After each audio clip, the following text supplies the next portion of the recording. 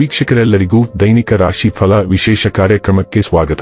ಇವತ್ತಿನ ಈ ವಿಡಿಯೋದಲ್ಲಿ ನಾವು ವರ್ಷ 2026ರ ಮಾರ್ಚ್ ತಿಂಗಳಿನ 27ನೇ ತಾರೀಕಿನ ದಿನ ಮಕರ ರಾಶಿಯ ಫಲಗಳನ್ನು ತಿಳಿದುಕೊಳ್ಳಲಿದ್ದು, ಈ ದಿನ ಮಕರ ರಾಶಿಯ ಜಾತಕದವರ ಪಾಲಿಗೆ ಹೇಗೆ ಸಾಬೀತಾಗಲಿವೆ, ಈ ದಿನ ಗ್ರಹ ನಕ್ಷತ್ರಗಳ ಸ್ಥಿತಿಗತಿಗಳೇನು ಮತ್ತು ಇಲ್ಲಿ ಉಂಟಾಗಲಿರುವ ಯೋಗಗಳ್ಯಾವುವು, ಈ ಯೋಗಗಳ ಪ್ರಭಾವ ನಿಮ್ಮ ಮೇಲೆ ಹೇಗೆ ಕಾಣಿಸಿಕೊಳ್ಳಲಿದೆ, ಜತೆಗೆ ಈ ದಿನಗಳಂದು ನೀವು ಹೊಂದಿರಬೇಕಾದ ಎಚ್ಚರಿಕೆ ಏನು ಅನ್ನೋದೆಲ್ಲವನ್ನ ವಿಸ್ತಾರ ರೂಪದಲ್ಲಿ ಇಲ್ಲಿ ತಿಳಿದುಕೊಳ್ಳೋಣ.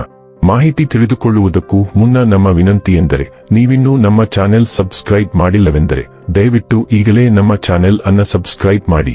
ಹಾಗೆ ನಿರಂತರ ವಿಡಿಯೋ ಅಪ್ಡೇಟ್ಸ್ಗಳಿಗಾಗಿ ಪಕ್ಕದ ಬೆಲ್ ಐಕಾನ್ ಕ್ಲಿಕ್ ಮಾಡಿ. ವೀಕ್ಷಕರೇ, ದೈನಿಕ ರಾಶಿ ಫಲಗಳನ್ನು ತಿಳಿದುಕೊಳ್ಳುವುದಕ್ಕೂ ಮುನ್ನ ಈ ದಿನ ಗ್ರಹ ನಕ್ಷತ್ರ ತಿಥಿಗಳ ಮಾಹಿತಿ ಮತ್ತು ಯೋಗಗಳ ಕುರಿತು ನೋಡೋಣ.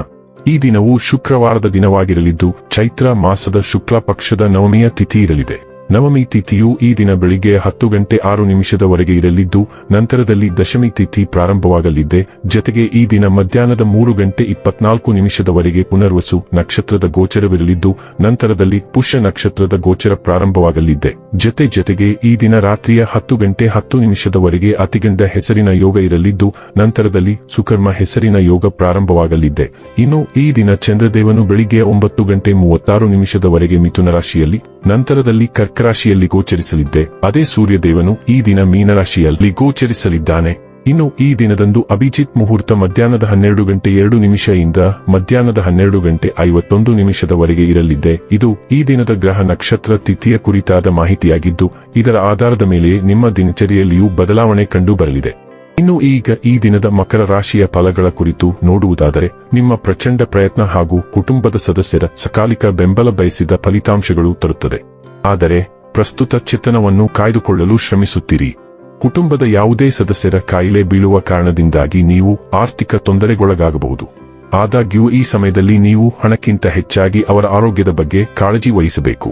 ಮಕ್ಕಳ ಮೇಲೆ ನಿಮ್ಮ ಅಭಿಪ್ರಾಯ ಹೇರುವುದು ಅವರಿಗೆ ಕೋಪ ತರಿಸಬಹುದು. ಅವರು ಅದನ್ನು ಸ್ವೀಕರಿಸಬೇಕೆಂದಲ್ಲಿ ಅವರಿಗೆ ಅದನ್ನು ಅರ್ಥ ಮಾಡಿಸುವುದು ಒಳ್ಳೆಯದು. ನೀವು ಎಂದಾದರೂ ಶುಂಠಿ ಮತ್ತು ಗುಲಾಬಿಗಳ ಚಾಕ್ಯುಲೇಟ್ ಅನ್ನು ಆಘ್ರಾಣಿಸಿದ್ದೀರೇ? ನಿಮ್ಮ ಪ್ರೇಮ ಜೀವನ ಇಂದು ಈ ರೀತಿಯಾಗಿರುತ್ತದೆ.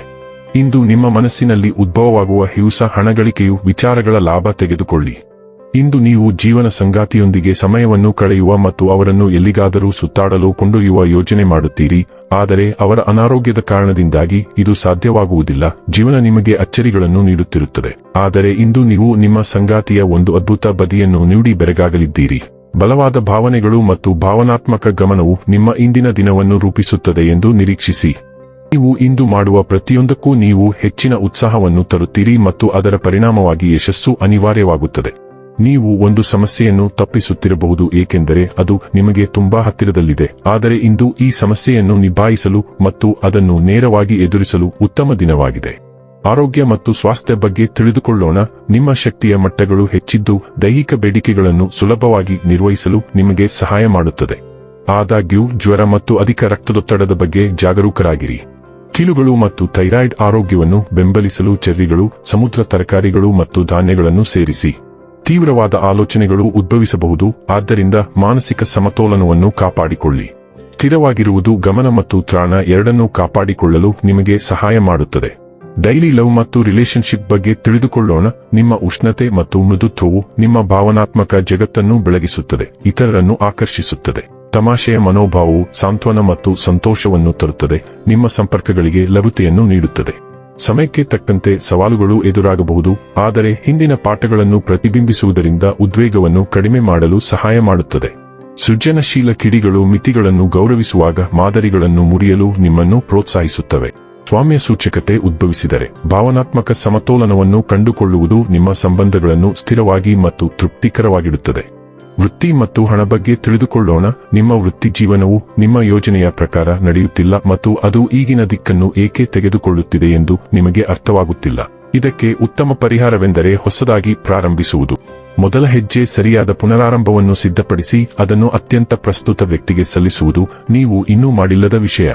ಯಾದೃಚ್ಛಿಕ ಘಟನೆಗಳು ನಿಮ್ಮನ್ನು ಮಾರ್ಗದರ್ಶಿಸಲು ಬಿಡುವ ಬದಲು ನಿಮ್ಮ ವೃತ್ತಿ ಜೀವನವನ್ನು ನೀವು ನಿಯಂತ್ರಿಸಬೇಕು.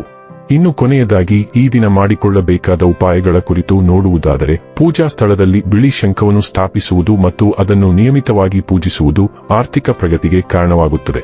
ವೀಕ್ಷಕರೇ, ಇದಾಗಿತ್ತು ಮಕರ ರಾಶಿಯ ಜಾತಕದವರ ದೈನಿಕ ರಾಶಿ ಫಲದ ಮಾಹಿತಿ ಇಷ್ಟವಾದರೆ ವಿಡಿಯೋವನ್ನು ಲೈಕ್ ಮತ್ತು ಶೇರ್ ಮಾಡಿ.